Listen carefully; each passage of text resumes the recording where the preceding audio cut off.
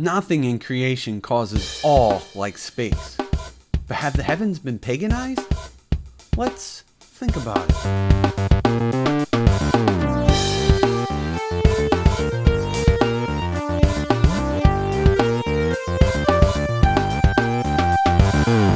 Hey, my name's Justin Harrell. I challenge you to challenge yourself to think about less taught biblical topics. I love space. As a kid, I dreamed about being an astronaut or an astronomer. I've been to space camp. I worked hard to become the commander in the shuttle sim. And I like space-based TV and movies. It's obvious based on what you see and hear that I'm a Star Wars fan. But I'm also a Star Trek fan. Trekkie. Trekker. Trekkie. Trekker. Trekkie. Trekker. Niner. Guys! I think most people find space fascinating. That's by design. Space in the Bible is referred to as the heavens. The heavens are massive and they make us and our planet seem so small. But at the same time, it makes our Creator, the Most High God, extremely powerful and awesome. Psalm 19:1 says, "The heavens declare the glory of God, and the firmament shows his handiwork." But the heavens have been paganized. Let's explore how. One to beam up?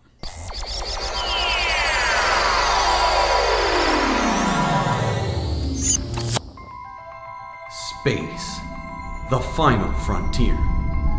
These are the voyages of Chilly Winter's Night, its continuing mission to explore strange supernatural realms, to seek out other life and past civilizations, to boldly go where man has gone before.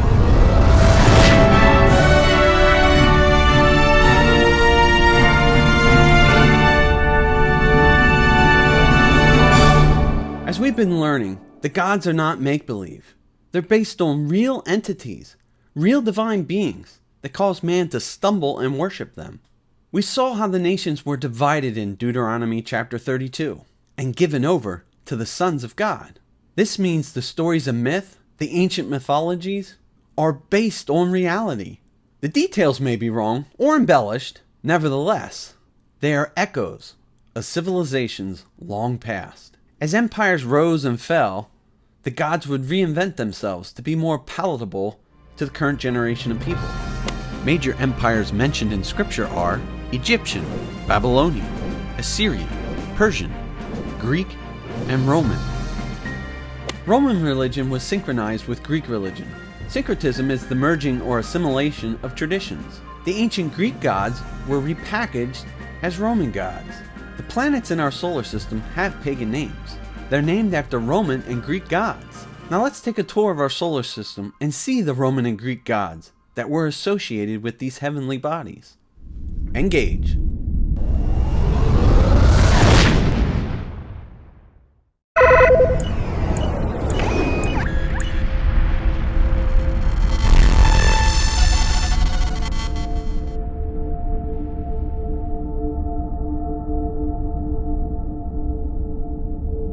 Mercury, named after the Roman god, in Latin as Mercurius.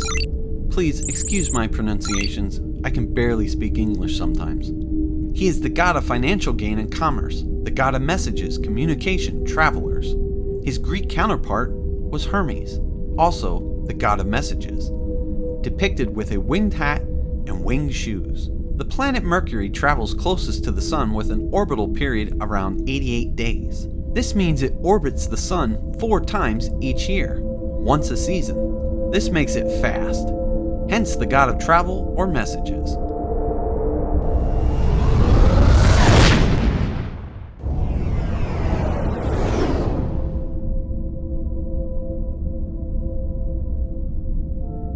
Venus, named after a Roman love goddess. Her Greek counterpart was Aphrodite, associated with beauty, passion, pleasure, and procreation. She was born out of sea foam when the genitals of her father were thrown into the sea. Lovely family. I'm not so sure what's so beautiful, pleasurable, or lovely about the planet Venus. Its atmosphere is almost 97% carbon dioxide, with an average surface temperature of 464 degrees Celsius or 867 degrees Fahrenheit. So it's hot and you can't breathe. Oh wait, that is like love. I can't breathe.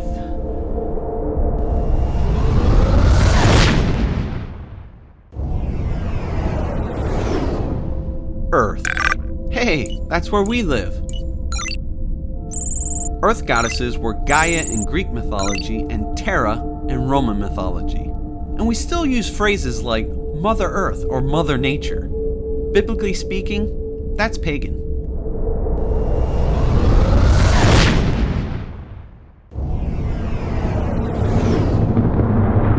Mars, the red planet, due to its high content of iron oxide.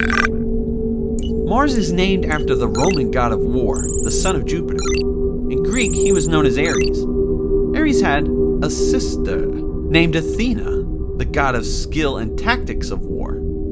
Mars has two odd-shaped moons named Phobos and Deimos, meaning fear and dread, also representing the Greek gods of fear and panic, dread and terror.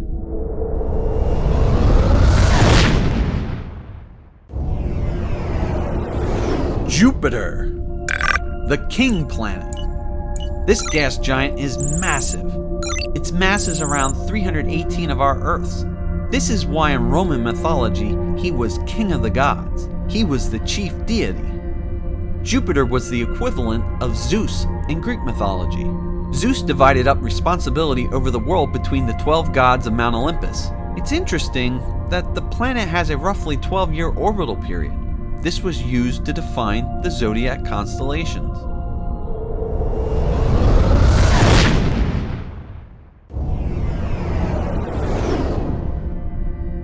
Saturn. Now this is the planet that most kids love. The first time you see Saturn for yourself in a telescope is magical. Although not the only planet with rings, this is the one that does it best. Its planetary rings extend 75,000 miles outward and are yet only around 66 feet in thickness. Saturn has small shepherd moons that reside in the rings that provide spacing in the rings and prevent the rings from spreading out. The Romans identified the god Saturn with the Greek god Cronus. Saturday is named after him. He was the defeated enemy of Zeus, but the Romans took a more favorable view of him. Being the sixth planet and one of the most beautiful makes you realize Saturn's got a lot in common with Satan.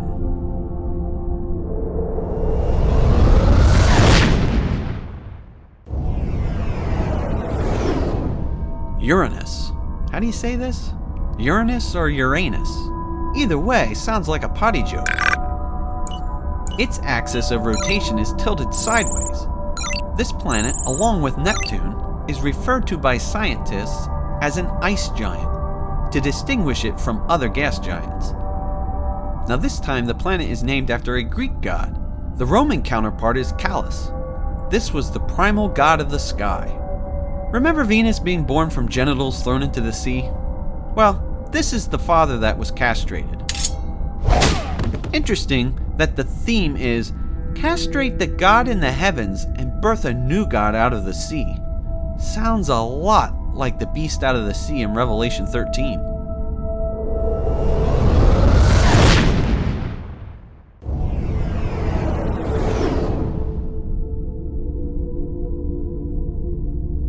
Neptune, the eighth planet in our solar system. This planet was found by mathematical prediction rather than by observation. We are far away from the sun now. This planet represents the darkness of the depths. Neptune was the god of the seas. In Greek myth, he was known as Poseidon. He is recognizable as holding his iconic trident, which he can use to stir up storms or hit the ground to create earthquakes.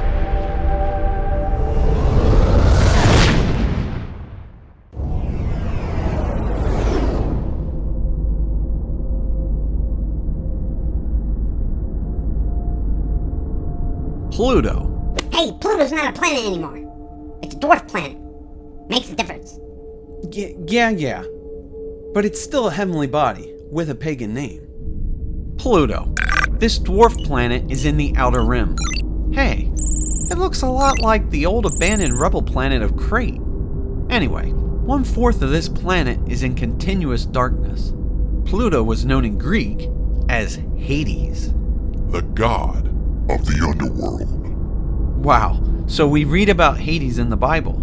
Today we translate it much of the time simply as hell. When you know what this planet is named after, you don't feel so bad it was demoted to dwarf status. Space, the final frontier. These are the voyages of Chilly Winter's Night, its continuing mission to explore strange supernatural realms, to seek out other life and past civilizations, to boldly go where man has gone before. 9 heavenly bodies, 9 pagan entities. There is a battle in the heavens. The naming of the planets shows us the echoes of this reality. All-out war looms on the horizon. Revelation 12:7 says, "And war broke out in heaven. Michael and his angels fought with the dragon, and the dragon and his angels fought." It's something we should think about.